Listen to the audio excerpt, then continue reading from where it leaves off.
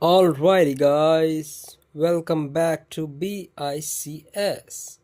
Look at this for a second. Seriously, this is the official Fortnite status account.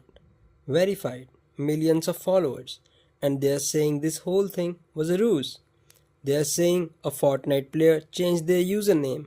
That's it. That's the explanation. And I want you to notice how calm that sounds.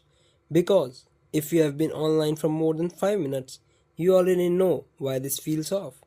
Here's what they are claiming: an existing Fortnite account changed its name to Littlest Jeff1 after that name started circulating on YouTube.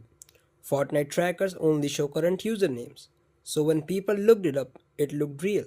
And Fortnite says, yeah, that's just how it works, which technically might be true, but I want you to ask yourself something. If this was really that simple, why did this explode so much? Because this doesn't spread like a normal misunderstanding. This spread like something people wanted to be false, but weren't convinced was. And that's the difference. People weren't panicking, they were suspicious.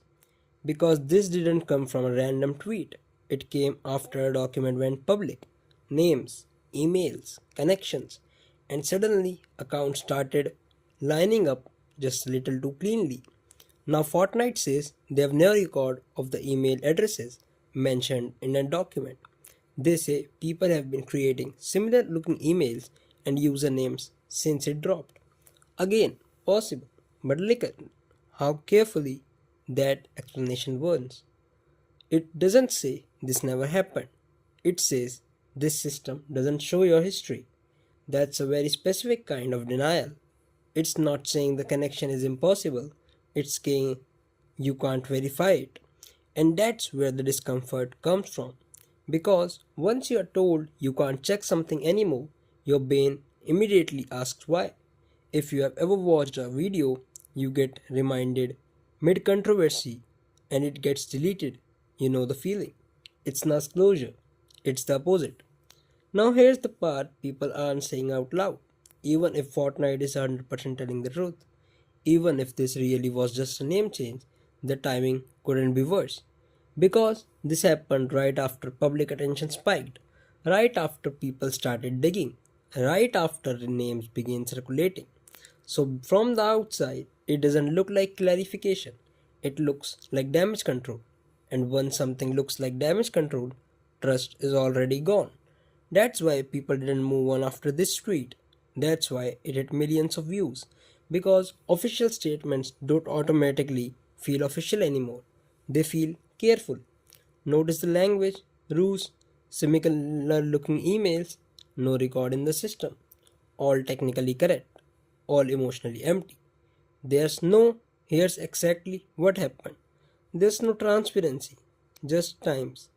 If you're watching this thinking, okay, but this still doesn't prove anything, you are right. That's the worst part. Nothing here proves anything, but it also doesn't erase the doubt. It just tells you where the wall is. And once you see a wall, you start wondering what's behind it. That's why this story won't die. Not because Fortnite is lying, not because the internet is right, but because the explanation doesn't feel complete. And online, feeling incomplete is enough to keep something alive forever. So now you are left with two options. Either this was genuinely a coincidence, or this was the cleanest possible way to shut a door without slamming it. And the internet is very good at telling the difference between these two. That's why people are still talking about this. That's why you are still here.